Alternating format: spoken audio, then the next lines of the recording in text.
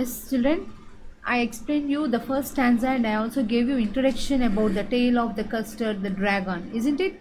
And I explained you the poem in the meat yesterday. And now again I want to continue with poetic devices and hard words. Now see here. Now the second stanza is, now the name of the little black kitten was Ink, and the little grey mouse she called him Blink, and the little yellow dog was sharp as mustard, but the dragon was a coward and she called him Custard. Okay, you know the names. What is the name of kitten? Ink. What is the name of mouse? Blink. The dog? Mustard. And the dragon? What is the name of the dragon? Custard.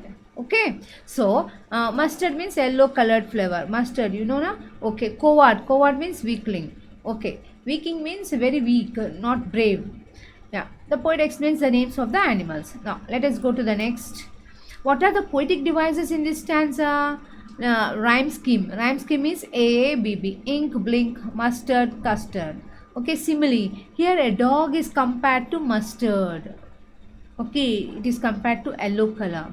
Next, and the little yellow dog was as sharp as mustard. Okay, next, alliteration. Coward. She called him custard. Coward, and she called him custard. C sound. Next, anaphora. Repeated use of words. Coward, she called him custard. C sound is repeated, so we call it as alteration. Next, anaphora. Repeated use of words at the start of two consecutive lines. And the little grey and the little yellow. Okay.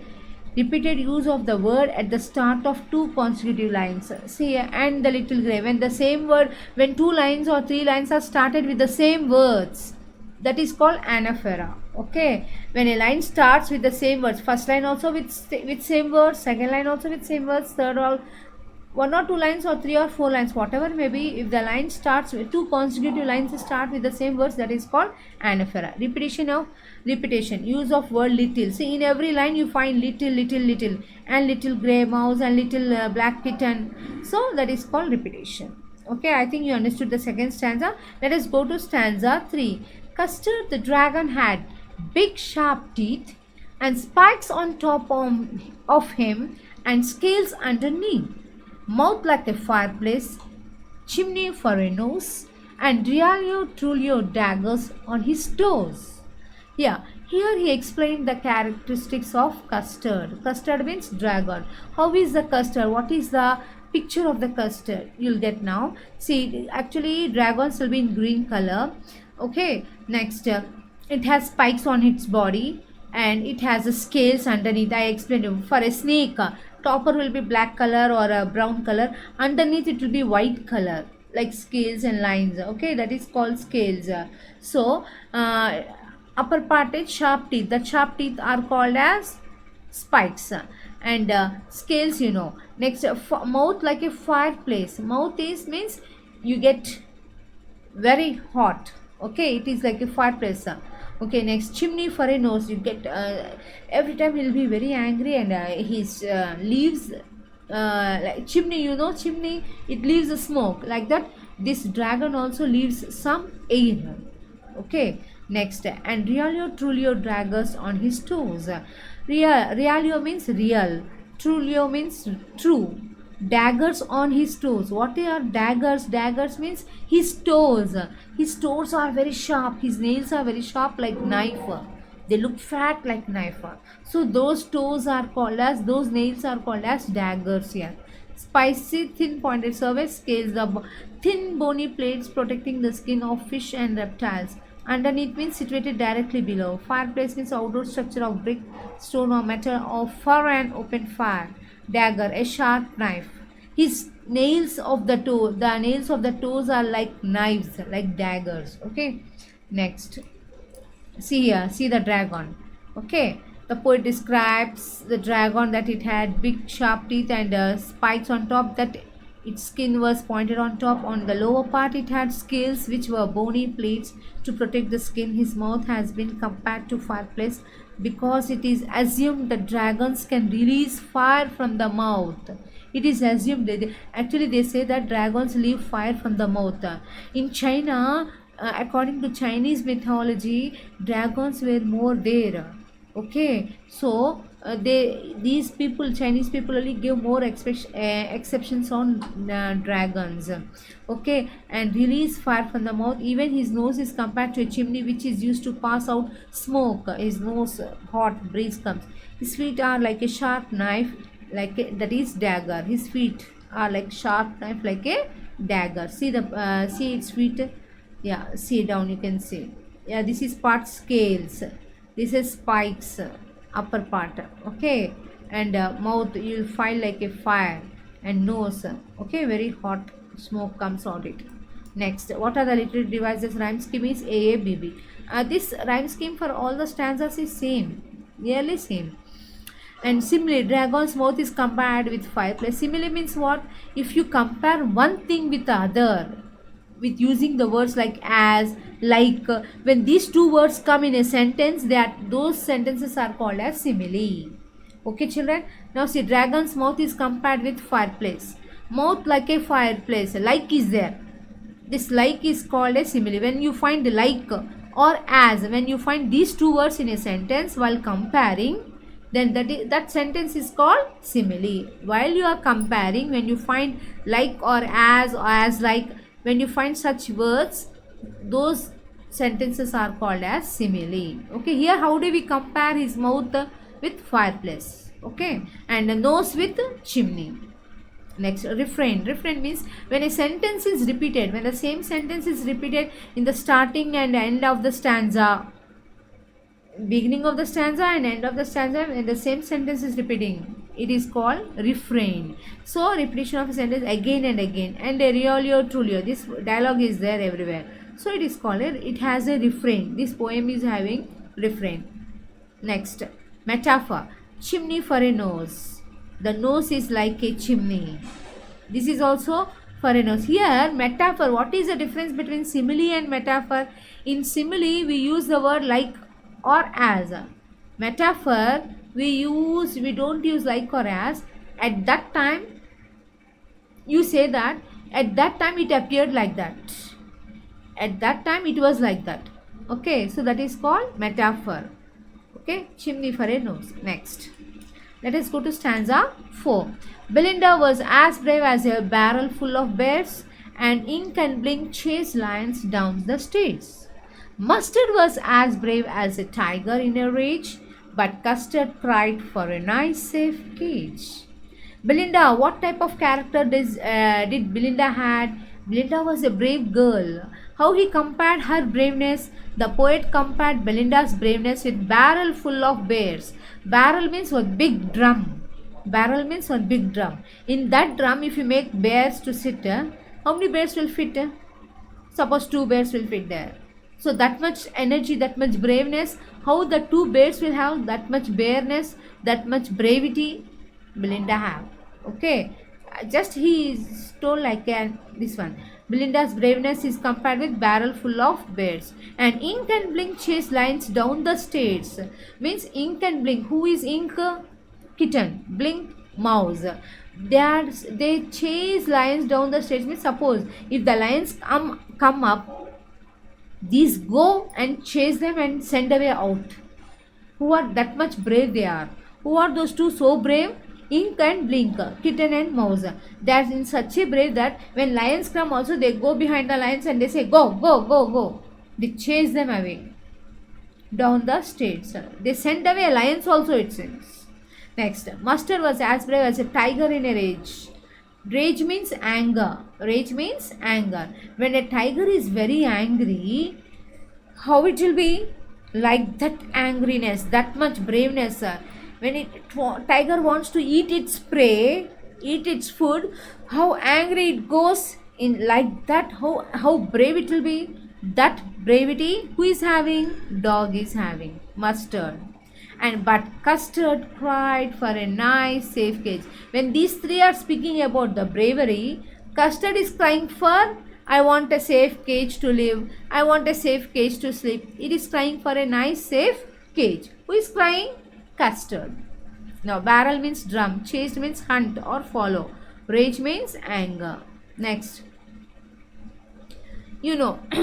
This is the summary. Okay, children. Now, if you want, you can read once again the summary. Next, what are the literary devices? Rhyme scheme is AABB. Okay. Bear, states, rage, cage. Alliteration. Belinda was as brave as a barrel full of bears. B sound is repeated. So, red wagon. Okay. Next. Simile. Belinda's bravery is compared to that of a barrel full of bears. Mustard's bravery is compared to that of angry of tiger. Mustard was as brave as a tiger in a rage. Next, assonance. Use of vowel sound. Use of vowel sound means Belinda was as brave as a barrel full of bears. A Belinda wa bra bear. So vowel sound is repeated. So it is called assonance. Next, stanza 5. Belinda tickled him, she tickled him unmerciful. Ink, Blink and Mustard, they rudely called him Percival. They all sat laughing in the little red wagon at the Realio Trulio Cowardly Dragon. Tickled, stroke here, it means to tease. Unmerciful means cruel. Percival means a knight in King Arthur's court. I told you yesterday this story. Okay, Belinda tickled him. She tickled means this Belinda, and tickling means like teasing. Teasing whom? Custard. Custard means dragon. So Belinda tickled the dragon. Hey, and she used to laugh every time. She used to tease. Next, Ink, Blink, Mustard, they rudely asked, hey, Percival, you are a Percival, you are a Percival. And they all sat laughing in the little red wagon. They all are sitting in the wagon and they are going on laughing. Okay. And what is meant by tickling means teasing, like catching the legs, making unmerciful, very rudely catching the legs and catching the hands and doing like this. Okay. Next, they called him Percival. Percival means in King Arthur's court, one warrior was there. Warrior or knight. That fellow, when he went in search of something, he got afraid and he ran away. He escaped from that place. So he was very coward. That cowardness, who is having here? Custard. Who is saying this one? Arey, you are like Percival, Ray, you are like Percival. Who are telling? Ink, Blink, Belinda. These are Mustard. Mustard, Belinda, Ink, Blink. All the 4 members are telling Custard as Percival. You are Percival. That day Percival ran away. He was very coward. That warrior ran away, na? So you are also in the same way. They are pointing out Custard. Okay. Next, they merciful. They behaved in a very rude way, and they were always teasing the Custard. Next, rhyme scheme. Same rhyme scheme. Next, refrain. I told you. Repetition of the word tickled him. Next, allusion, to refer any person or place. Percival. Allusion means what? We talk about something. Now see here in Amanda lesson, you got allusion. How did you get allusion? She wants to become Rapunzel, or she wants to become like a mermaid. Mermaid is just a mythological, isn't it? So what is saying is, here she is telling about the allusion also. Allusion means reference to any person or place. That means here we are referring to whom? To which person are we referring here? Percival. So that Percival is taken here. Personification. Ink, Blink and Mustard, they rudely called him Percival. Okay. What is personification? All personal things bringing to non-personal things. Okay. These all are not non-personal. Animals, these all are animals. Percival is a person. He is a warrior. What actions he did, those actions are compared to animals here. Okay. So here it is told as personification. Next, stanza 6. Belinda giggled till she shook the house, and Blink said, "Weak," which is giggling for a mouse. Ink and Mustard rudely asked his age, when Custard cried for a nice safe cage. Belinda giggled. Giggle means laughing, laughing, laughing, continuous laughing. Belinda giggled till she shook the house. She was in such a way she was laughing that her house was shaking. And Ink Blink said, "Wick, wick." They made sounds, which is giggling for a mouse. And Ink and Mustard rudely asked, "Hey, what is your age? Come on, tell me your age. Come on, tell me your age." Who were teasing like that? Ink and Mustard. When Custard cried for a nice safe cage. When they are teasing from one side, they are pointing out him one side. One side Custard is crying for nice safe cage. He wants a nice, very nice safe cage. He wants to take rest separately. He wants to be individual. Okay. So next, giggle means to laugh. Weak means here the sound made by mouse. Next, literary devices. Rhyme scheme. Same rhyme scheme. Onomatopoeia. Onomatopoeia means if a poet uses the sounds of animals or birds in the poem, that is called onomatopoeia.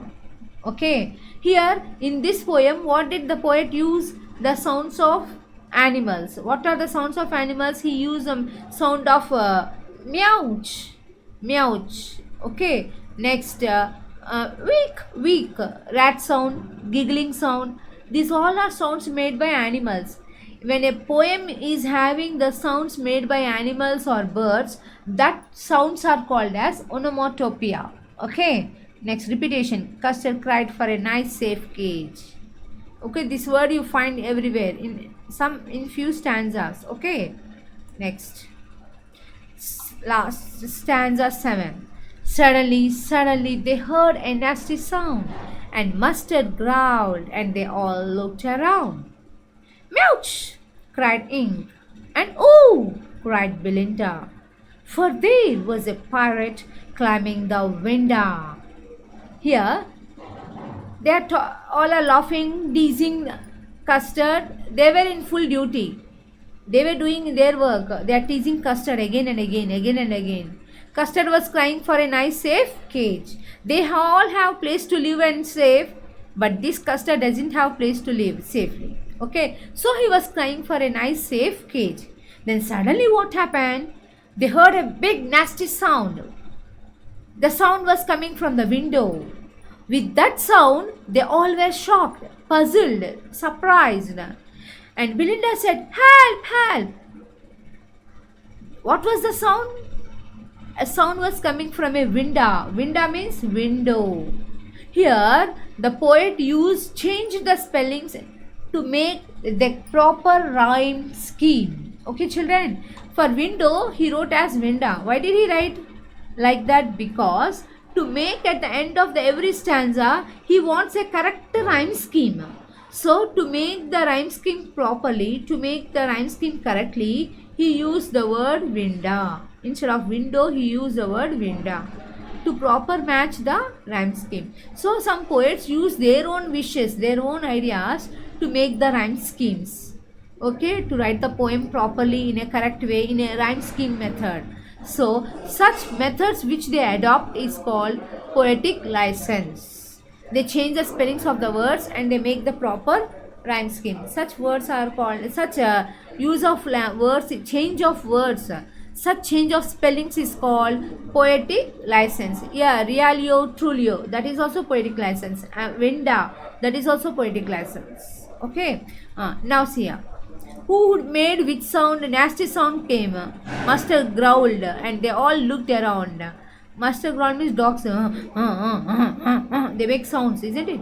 Meouch. Meouch is a compound word. Meow is one word. Ouch is another word.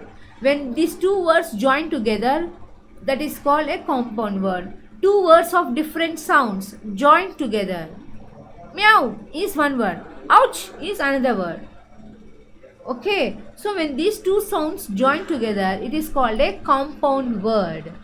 Meouch is a compound word. Cried Ink and ooh, cried Belinda, for there was a pirate climbing in the window. Pirate. Pirate means a person who robs ship in the sea. Okay, actually, the person who robs the ships or who does robbing, will be they good? No, they won't be good natured. They will be of bad nature, isn't it? Now, next. What are the literary devices here? Rhyme scheme. You know. Next, consonants. Use of consonant sound. Yes, suddenly they heard a sound, nasty sound. S sound is repeated here. So it is called consonants. Onomatopoeia. Usage of words to create dramatic effect. Mustard growled, meowed, cried ink. These all are the words used by the poet. Okay, so it is called onomatopoeia. Poet license in window is written as window to create rhyme scheme. I think you understood these stanzas. Remaining stanzas I'll tell you in the next video. I want you to read every word and every sentence. He will ask you in the examination who said these words, who is telling to whom. Okay, when such words and phrases come, prepare very nicely, thoroughly. Read the textbook again and again, until you understand. Okay, children? Okay, bye. We shall meet you in the next video. Okay, bye.